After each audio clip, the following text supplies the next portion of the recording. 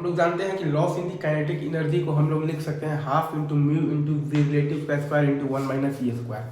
हम लोग जानते हैं कि loss in the kinetic energy को हम लोग लिखते हैं basically half into mu into तो वी रिलेटिव का स्क्वायर इंटू वन माइनस ई स्क्वायर, जहाँ की म्यू बराबर आता है हमारे पास m1 m2 बाई m1 और प्लस m2। म्यू बराबर आता है हमारे पास m1 m2 बाई m1 और प्लस m2, और वी रिलेटिव बराबर आता है हमारे पास तो v1 माइनस v2। तो वी रिलेटिव बराबर आता है हमारे पास v1 माइनस v2, सही है।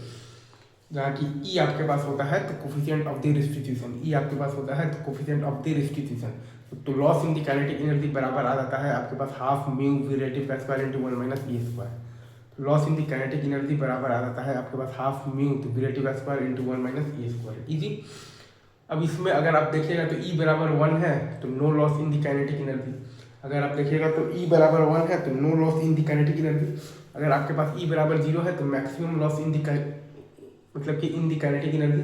अगर आपके पास ई बराबर 0 है तो maximum loss in the kinetic energy है, राइट। Is it true? जो कि आई है आपके पास बराबर है हाफ म्यू इंटू तो वी रिलेटिव के मतलब कि स्क्वायर के, जो कि बराबर है आपके पास half mu into we relative के स्क्वायर के, right sir. Is it true? Half mu into we relative के स्क्वायर के बराबर है वो। और अगर ई आपका 0 से 1 के बीच में है तब आपका आ जाएगा लॉस इन काइनेटिक मतलब कि एनर्जी का वैल्यू आ जाएगा हाफ म्यू तो रिलेटिव का square into one minus E square. अगर ये आपका 0 से 1 के बीच में है तब आपका loss in the kinetic energy जो है वो आपका बराबर आ जाएगा हाफ म्यू तो रिलेटिव का स्क्वायर इंटू वन माइनस ई स्क्वायर, इजी। इजी सर, आगे आपको ये चीज़ बहुत अच्छे से समझ में आ गया होगा। मतलब कि अगर ई बराबर 1 है मतलब कि परफेक्टली इलास्टिक कोलिजन है तब आपके पास है कि no loss in the kinetic energy. E बराबर 1 है परफेक्टली इलास्टिक कोलिजन है तो no loss in the kinetic energy. अगर आपके पास ई बराबर 0 है मतलब कि परफेक्टली इन इलास्टिक कोलिजन है तब वहाँ पर आपके पास maximum loss in the kinetic energy होगा।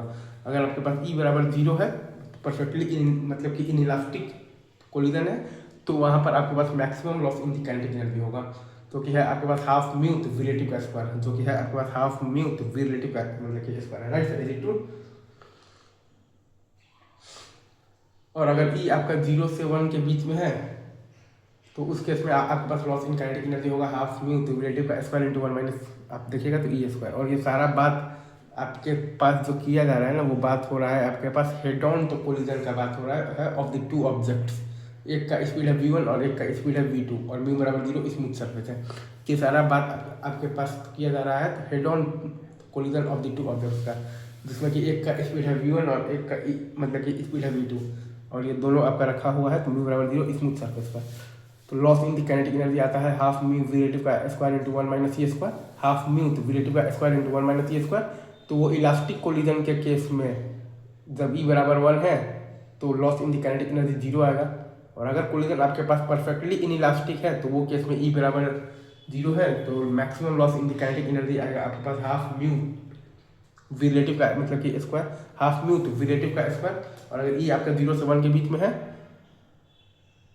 मतलब कि जनरल इन इलास्टिक कोलिजन आप इसको कह सकते हैं, तो इसमें आपके पास loss in the kinetic energy आएगा हाफ म्यू वी रिलेटिव का मतलब कि स्क्वायर इंटू वन माइनस ई स्क्वायर। इसमें आपके पास loss in the kinetic energy आएगा हाफ म्यू तो वी रिलेटिव का स्क्वायर इंटू वन माइनस ई स्क्वायर। इसमें आपके पास loss in the kinetic energy आएगा हाफ म्यू तो वी रिलेटिव का स्क्वायर इंटू वन माइनस ई स्क्वायर, इजी।